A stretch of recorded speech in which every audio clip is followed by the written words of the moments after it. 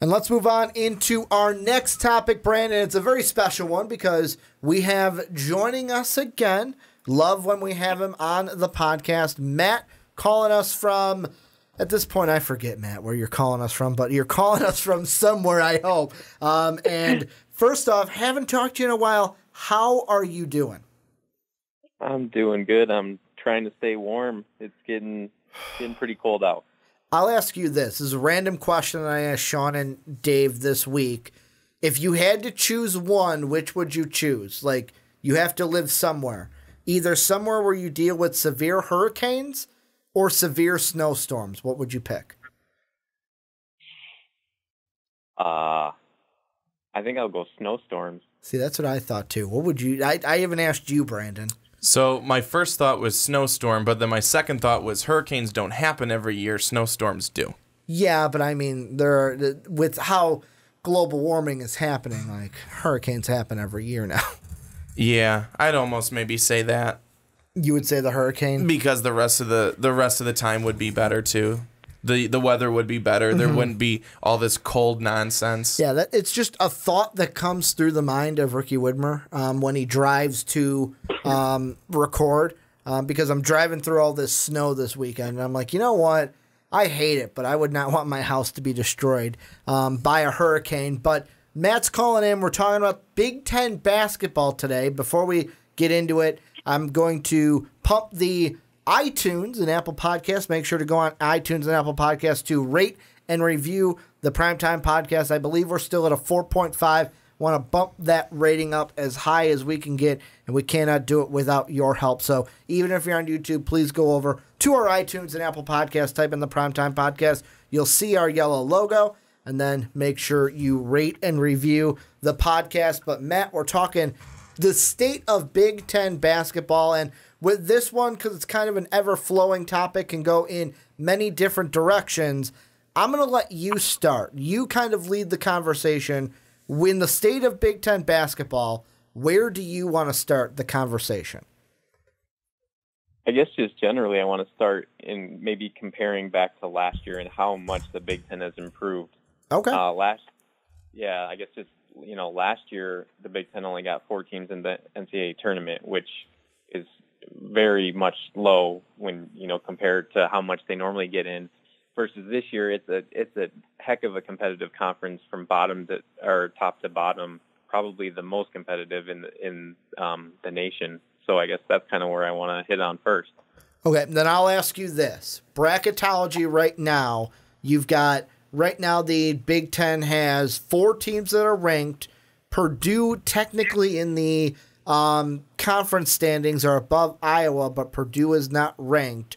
Where do you see, like you mentioned, teams that got in the tournament last year kind of low for the Big Ten? Do you think then that the Big Ten is going to have more teams in the tournament this year? Oh, for sure. If they don't, something's terribly wrong. I mean, I think you're talking probably 7 or 8 for sure, and then with the possibility of 10. And if going along that line of thinking, bracketology right now, Joe Lunardi does have 10 Big Ten teams in the tournament. And I think at face value, people might not realize, okay, I'm seeing 4 ranked teams. How do you get to 10? And I think the real answer is, 1, the rankings don't mean a whole lot. But 2, it's just that it's so stacked that the Big Ten's starting to beat up on each other in the middle. You got a bunch of quality teams that are going to be beating each other up night in and night out. Well, you look at it right now, and 11 of the 14 teams overall have a record above 500. That's pretty impressive. That's pretty impressive from even the spot where they were last year. And that's, Matt, what you were saying, from top to bottom, it's really not a bad conference. Penn State, obviously, they haven't won a game in the conference, and then you have Rutgers and Illinois both only with 1 win each inside the conference. But even in the middle, your teams like your Wisconsin's, Minnesota's, Nebraska's, Indiana, I mean, they're all talking that these teams very much, while not being ranked right now, have an opportunity to be a tournament team come March. So that's, I think, another thing where you look at that and you say, a year ago, this was a Big Ten that people were laughing at. because it was so down. And that people were saying, well, maybe. I mean, I remember, Rick, you and I, maybe 4? Yeah. 3? 3 definitely.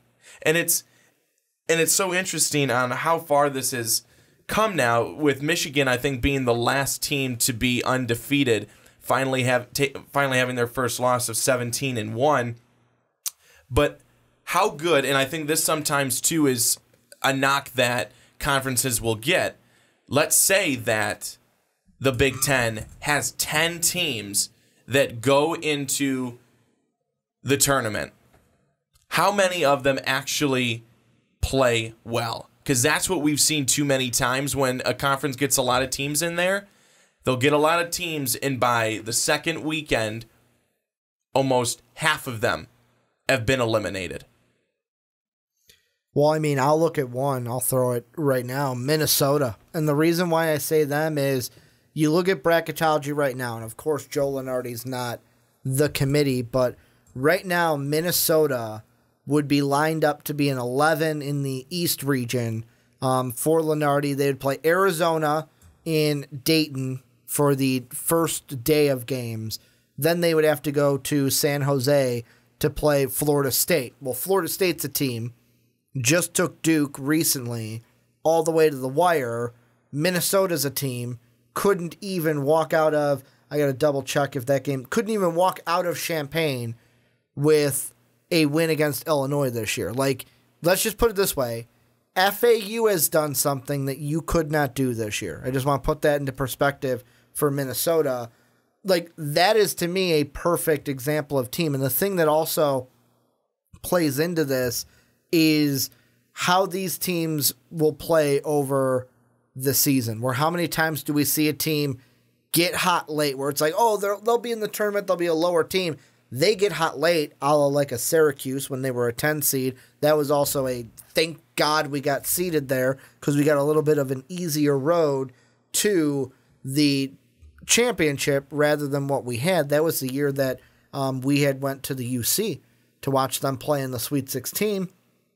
And, I mean, it's kind of a double-edged sword. It could benefit a team, like, hey, we're going to get in, we're going to be an 11-10 seed, run through this tournament because we're playing teams, but, like, it could also hurt because right now Minnesota, I throw that out there because in their last 4 are 2-2 where, yeah, they've beat Penn State by 1 point, I will say, and they beat Rutgers, who isn't that good, but they lose to Maryland, who's the second best team in the conference right now, and they go on the road to Illinois, and they lose. Their next 3 games are, I'd even say their next, 6 games are tough then. At Michigan, home against Iowa. Illinois, you didn't beat them once, so I guess I can let Illinois beat you again. Purdue, Wisconsin, who just beat Michigan, and Michigan State. So, like, that's a team, like, there are teams that are lower on. Minnesota's the one I use. Let's see where they're at 6 games down because this could be a next 6 games where they go 0-6, 1 of 5, maybe 2 of 4, and they're not sitting at 14-4 anymore like they are right now. Yeah, and I agree with your assessment of Minnesota. I think if we're going to talk about any of those teams that are currently projected into the tournament, they're kind of maybe the team to really be concerned with. As you mentioned, got hammered by Illinois and then barely could beat Penn State at home. And I think, I guess I don't know if you guys know about this, but they've kind of gotten rid of the RPI system this year. Mm-hmm. They've realized how bad it was, and they're going to this net ranking system. And if you look at the net rankings, Minnesota is all the way down at 65. So I think that kind of reflects that the analytics don't support that they really are that good of a team. So maybe they find their way out. But what it does support is that the fact that the Big Ten is a good conference. In fact, in the net rankings, I'm looking right now, it has 7 teams in the top 25, even though the AP, only has 4. So I think, and I think Ken Palm, which is another, analytic approach, I think same story, 7 Big Ten teams in the top 25. So I think that kind of more so supports what we're saying here in terms of the depth of the Big Ten. So I've got a random question. Unless you have something that you were going to throw out B.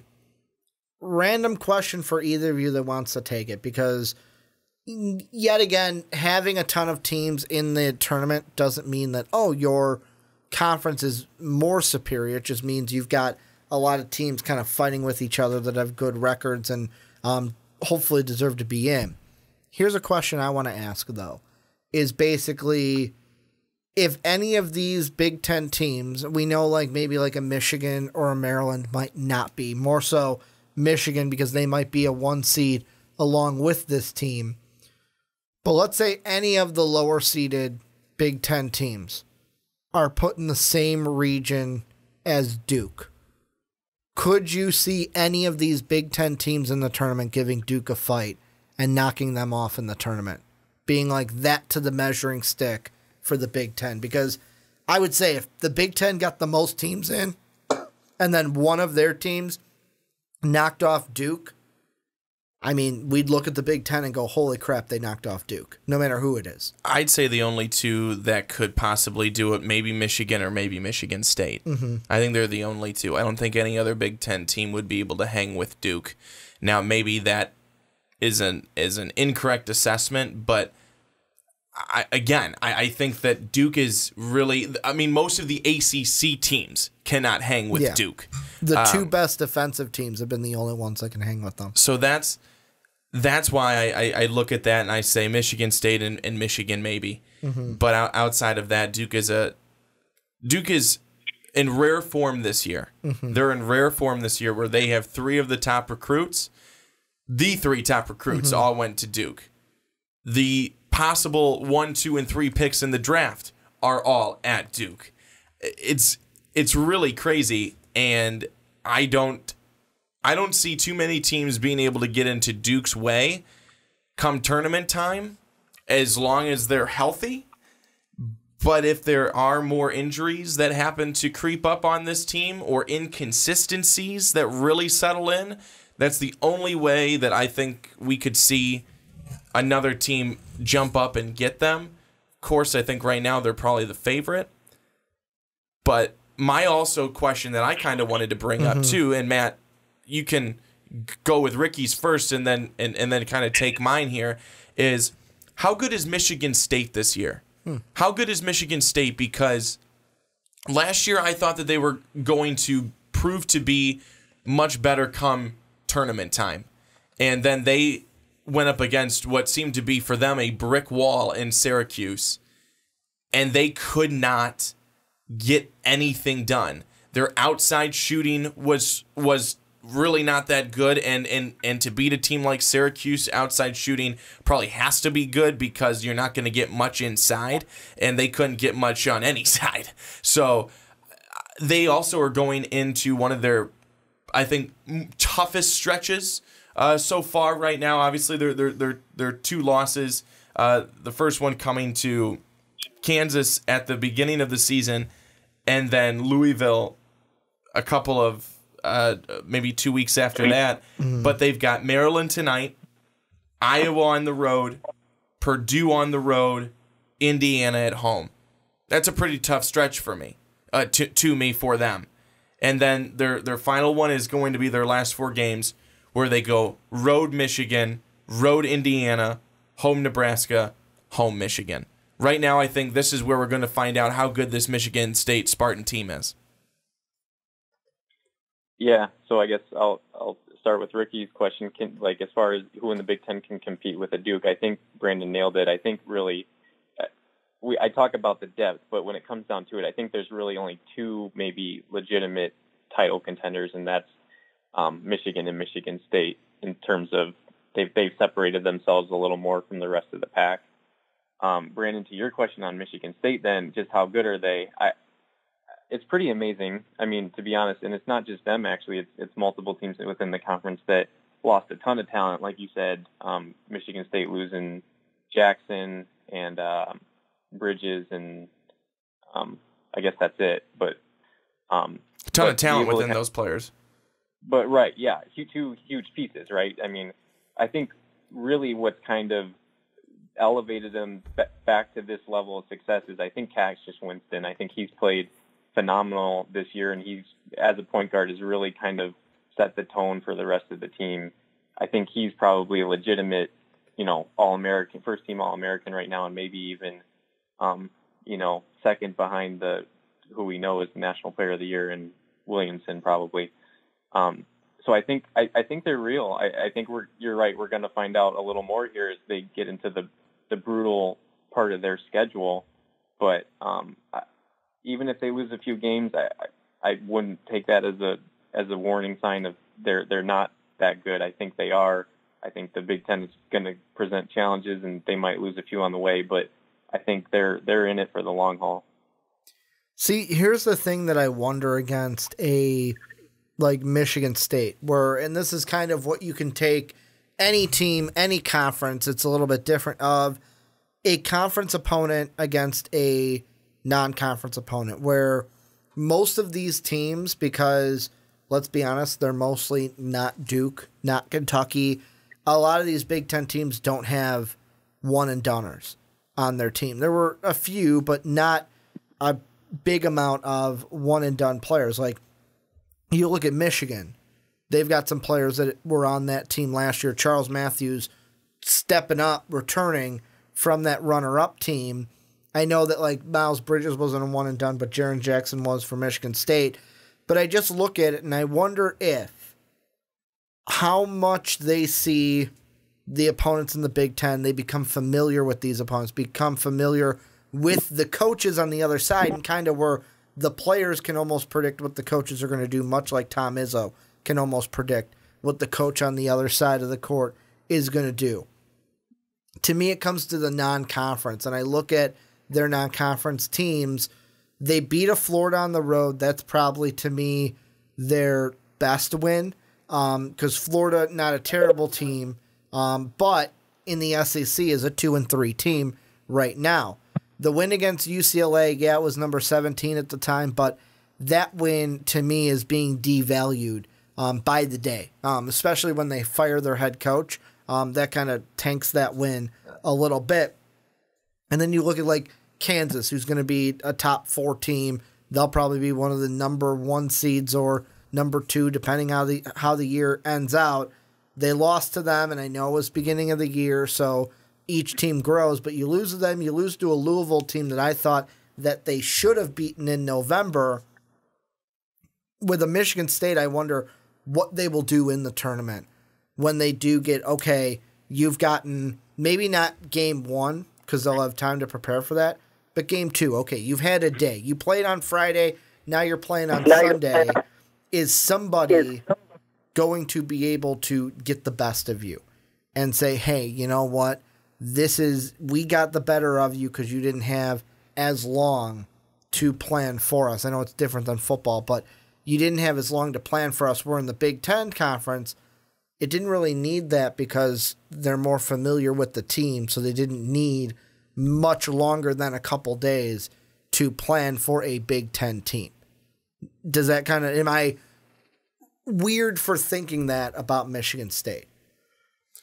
No, I mean I don't necessarily think so. I'll give it over to Matt on that, but I'm just gonna say quickly no and let Matt take it all. I don't want to take his precious time. Well, I mean I think part of that's just the nature of the NCAA tournament, though, and that's why we love it, right? Though it's just because it's so random, and when it truly comes down to it, if these teams, like if Michigan State plays Middle Tennessee State 10 times, they probably only lose that game once, right? 2 years ago when they got upset or whatever. And it's the one they played. Well, exactly. But so I guess, I don't know. To that point, I don't know. I never put a ton of stock in the NCAA tournament just because it is so random. It's matchup. It's everything.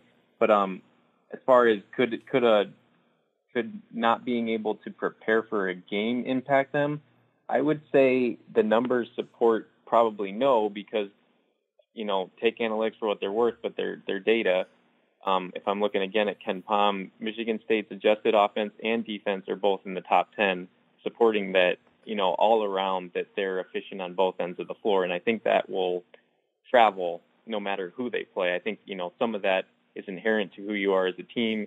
and some of that doesn't change. How you perform and execute within the game, that's open to randomness of the NCAA tournament. But as a whole, I don't think you can argue with those numbers support that they are a legitimate team with a good base for success.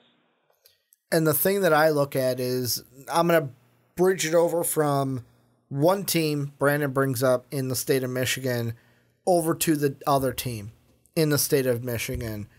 The one thing I feel with the Big Ten is that I have a strong feeling that Michigan, like, how do I want to phrase this? I'll put it this way. I will predict it right now, put my money where my mouth is. You know what's going to be our national championship this year? Michigan-Duke. Unless they're on the same side, then that's the Final Four matchup. I feel like from the Big Ten, what I've seen from Michigan and how, I want to say, experienced they have been. Because, of course, they do have a big freshman. You've got Iggy Brzdikas kind of balling out right now, the big freshman coming in.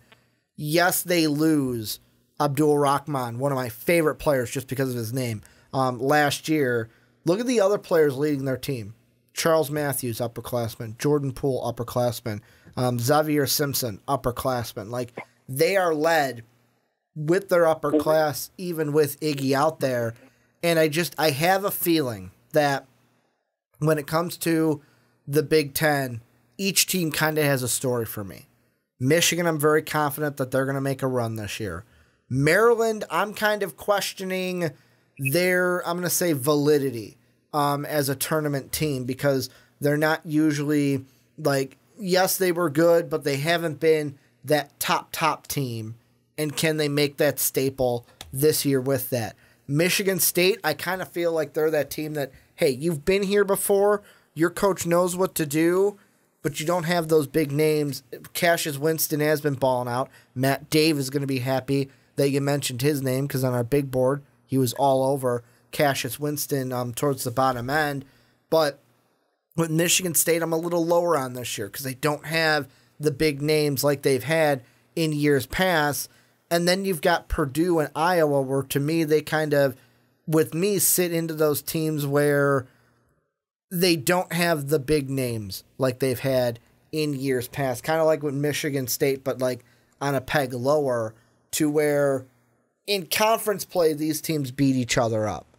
And they're all going to be close with each other. Like, you look at the records, 1, 2, 3, 4, 5, 6, 7 are at 4-3 right now, where you have to go down to the bottom 4, 5 teams for teams that are under 500. Technically, Indiana's under 500 in their conference standings, but there are a few teams besides Northwestern, Rutgers, Illinois, and Penn State that people just kind of write off right away because they have 2, 1, or 0 wins in the conference.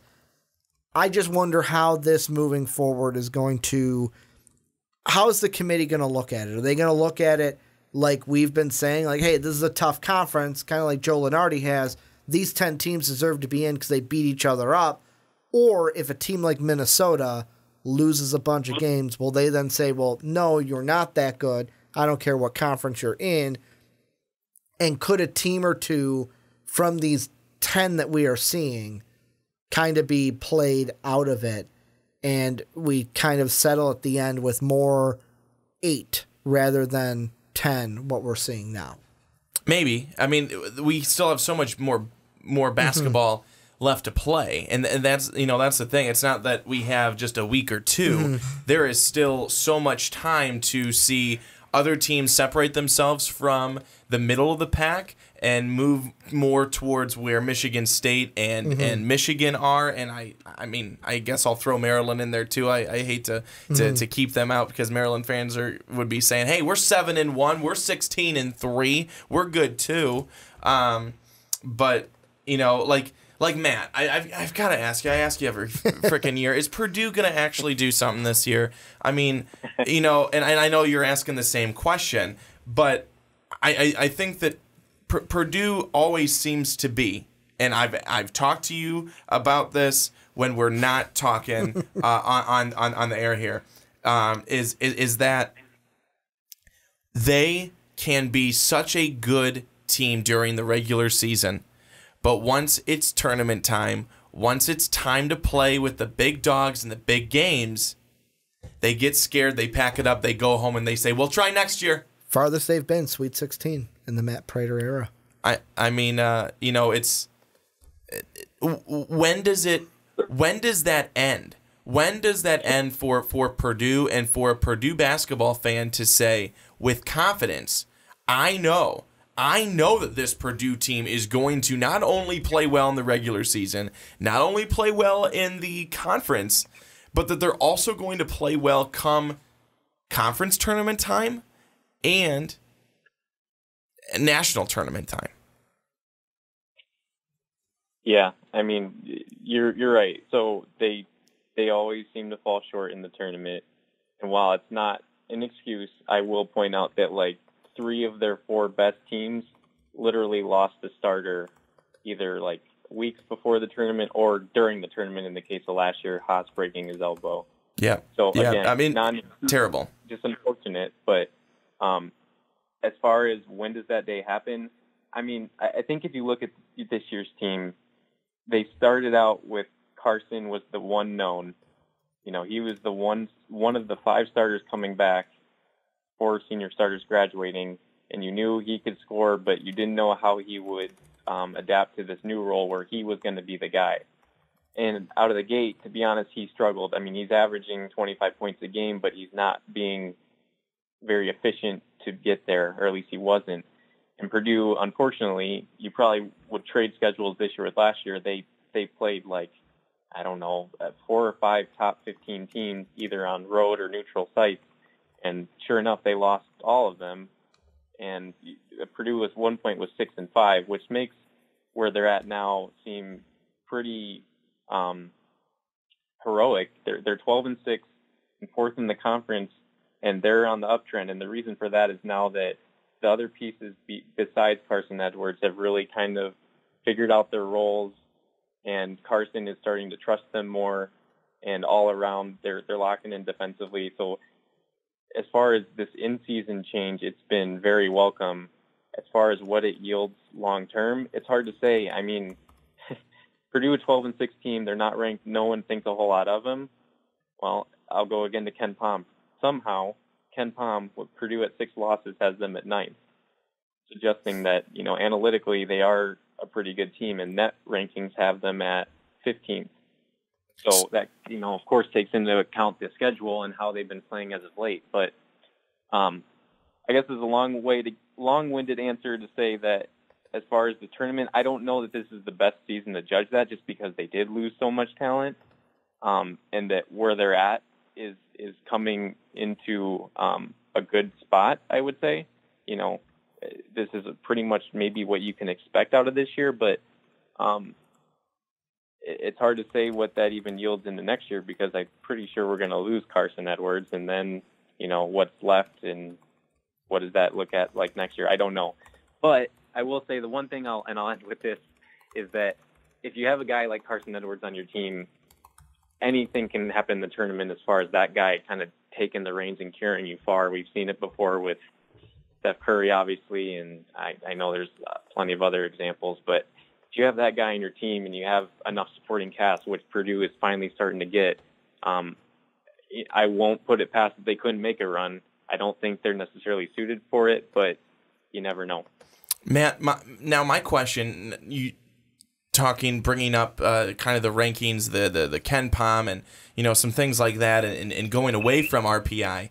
How do you think that maybe helps someone like Ricky and I, who are looking at stuff and trying to analyze some of these teams and see who's going to be good, who's going to possibly make a run? How much more accurate do you think these rankings could be for us to be able to look at a team that is that team coming out of nowhere? You know how you say, you know, Purdue is on Ken Pom, I think it was, ranked at 9 for what they could be. Obviously, Purdue right now not ranked at anything right now in the rankings. But how much more accurate are possibly these rankings than what RPI was, and what that kind of told us and told the fans and everything like that. I guess I'm just always so curious how it gets to the point of, okay, well, we didn't even see this team coming, out of thin air. Part of it certainly has to do with just that tournament atmosphere. Some teams just go on that run, and that's what we love. That's what we absolutely love. That's why so many people love college basketball and March Madness. But could these rankings be more accurate for us to be able to say, hey, this team over here, Loyola, man, we could have seen them coming with this ranking because of all the stuff that it's taking into account as opposed to what it was before. Yeah, I mean, I think so. I'm actually looking it up right now. So I don't know where they were prior to the tournament run, but if I look at Ken Pom last year, Loyola was ranked 31st. So, sure, suggesting they were an adequate team. And if I kind of look at this year, I'm going to go to maybe what I'm going to say is a comparable team is Buffalo, a team that not everyone thinks of, but they're playing fairly well.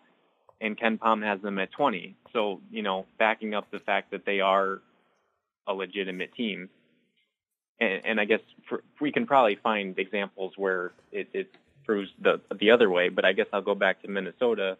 We're talking about they have a 14-4 record, but we've talked about their recent struggles. And again, Ken Pom has them at 66, which kind of more accurately, I think, depicts what sort of team they are, what we should expect them to be. So I think there's a reason you're seeing the NCAA ditch the RPI and go more to this analytic stuff, because they realize it's proven data, right?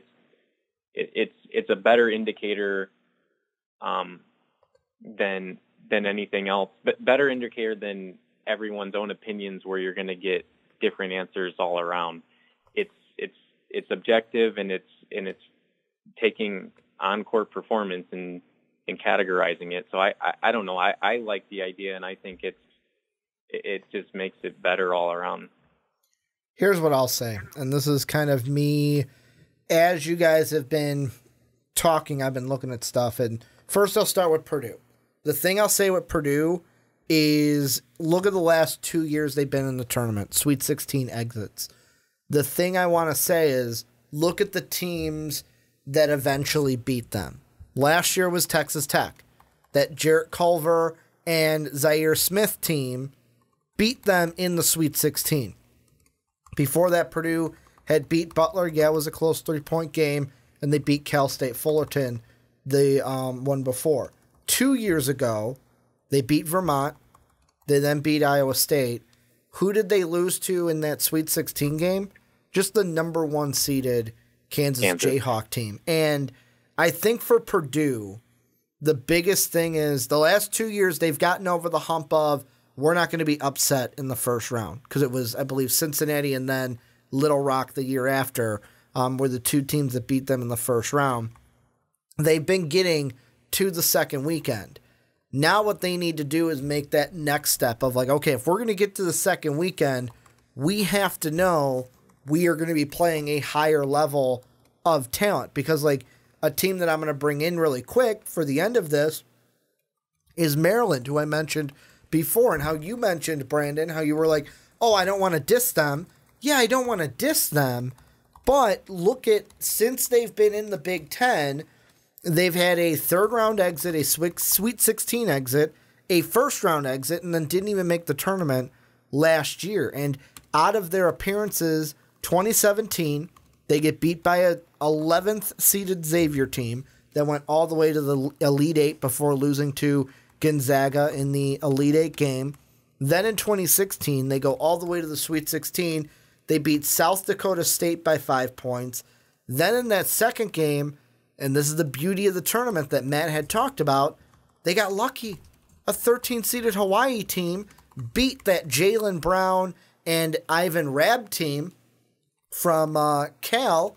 They got to play Hawaii in the second round, beat Hawaii, and then lost to number 1 seeded Kansas in the Sweet 16. And then in 2015, they beat Valpo in the first round. Boom, in the second round, or they called it the third round, they lost to West Virginia. So, I mean, they're another team that, even though they're going to be in the tournament, how far are they going to go? And I know that Purdue and Maryland, different. Purdue, it's kind of getting over your own demons, I kind of feel, whereas Maryland, it's more of like, we're just, one year we got lucky, we got to play a 13-seeded team, but really that doesn't matter because it's whoever has the better game that day.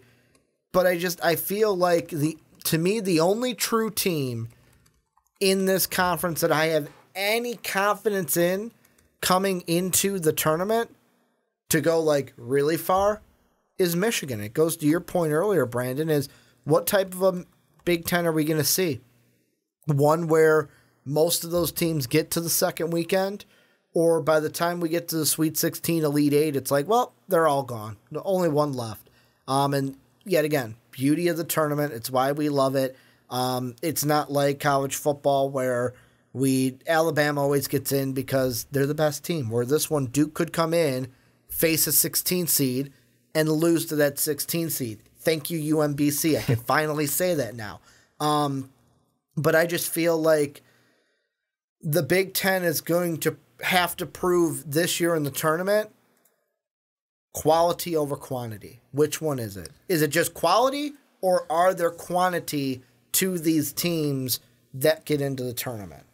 But everyone has to do that. I mean, every conference has to do that. Every conference that sends multiple teams, that sends years before was the ACC 5+ teams. They're going to have to be, always doing that because.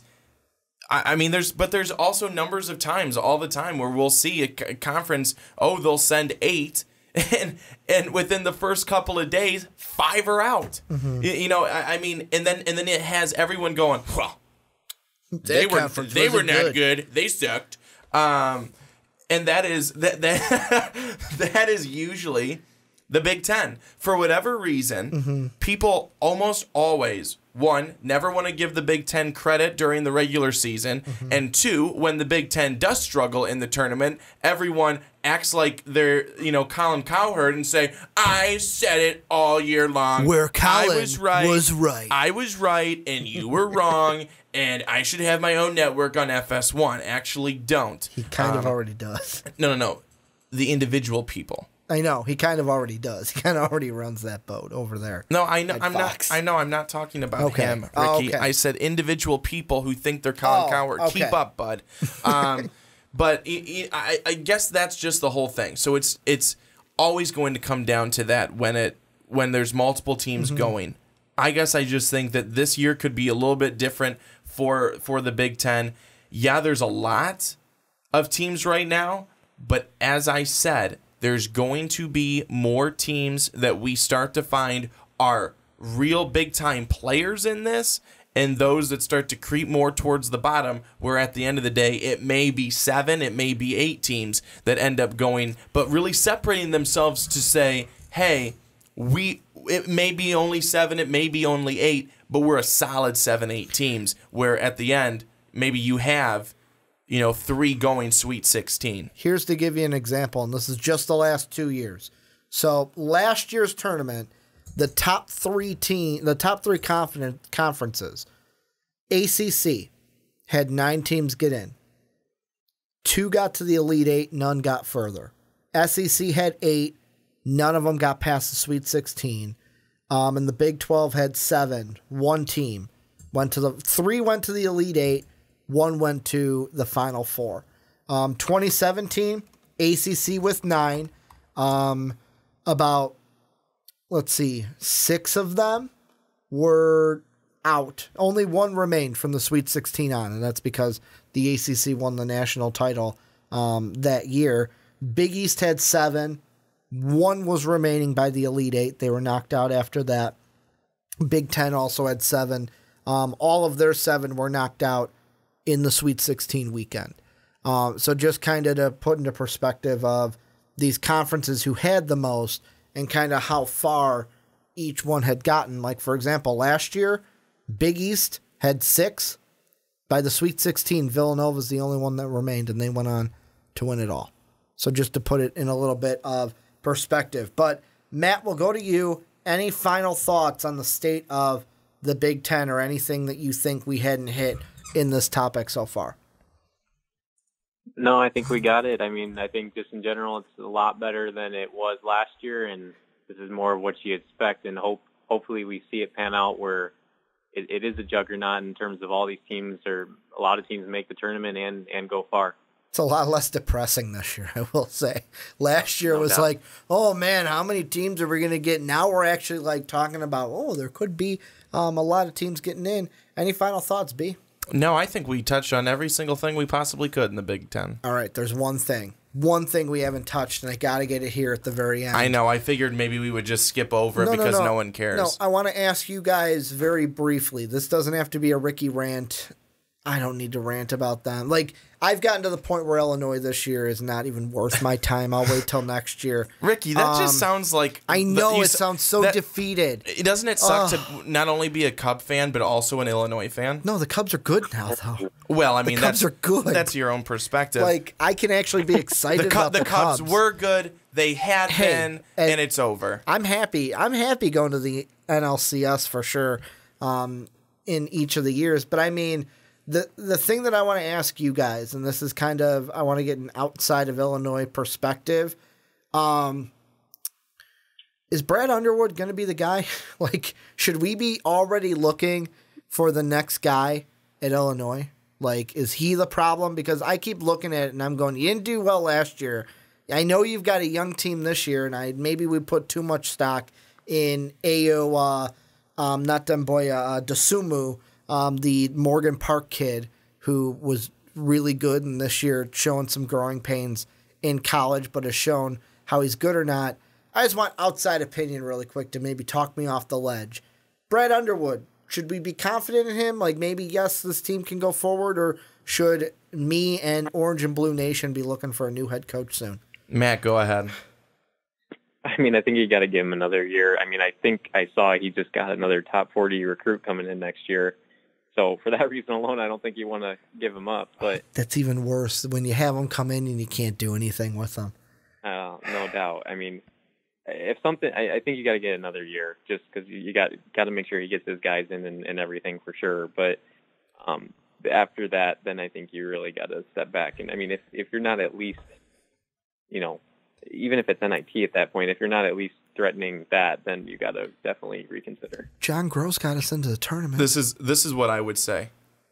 You got to keep him as long as you continue to keep Lovey and football sucks. You've got to keep Underwood because it's fair. It's just about being fair because Lovey has come in and been able to do literally nothing with the Illinois football program. So let's see what Underwood can do. This is what, year 2, 3? Right now, year 2 of Underwood. This is year 2 of Underwood. I mean, you have to give him at least now 4 because I think that's how many Lovey's been there, right? Yeah. So he's got to. We all know he's going to get multiple more years. That's just what Illinois does. But I'm with Matt. You have to play out the rest of this year. You have to give him another year next year. You have to hope in year 3 that he's going to eventually do something good to get to year 4. Otherwise, he's going to be there year 4. You just don't know if it's going to be good year 4. And the thing that makes me feel bad, and this is the last thing I'll say, is being down on the team. And every time we lost, I would have a running joke. Before Tom Thibodeau got fired, I would have a running joke on Twitter that every time Illinois lost, I would just send out the tweet that, well, I hear Fred Hoiberg's looking for a job, because Fred Hoiberg is looking for a job, and kind of like, oh, maybe we should fire Brad Underwood and bring in Fred Hoiberg, maybe make him the mayor of Champaign. But I mean, the thing that irks me, well, not irks me, but like gets me down is I doubt the team, and then I see tweets from like the players that are like, oh, if you're going to doubt us now, don't be on the bandwagon when we're good. And there's a part of me that's like, no, I want to be on the bandwagon because I want you to be good now. But there's a part of me, maybe it's that Cubs fan in me, that how much more losing can I take? How much 108 more years can I of take? it. Well, I did 108 years of it, and then we won it all. So did you do 108, all 108 no, with I didn't them do side all by 108. side? Pretty much I did maybe the first season I really remember. You probably did a solid is like 15. 96. 95, 96. Kerry Wood's 97 season is very vivid. in my head. But this is where you guys come in. Let us know what you think down below about the state of the Big Ten, anything about Big Ten basketball. If you're a fan of a Big Ten basketball team, let us know what you feel about the conference and your individual team as well. I want to thank Matt for joining us. You can be like Matt if you go on to patreon.com/mostvaluedpodcast and join us at the $10 tier. We obviously can't do what we do without the love of our patrons. So, Matt, thank you for coming on.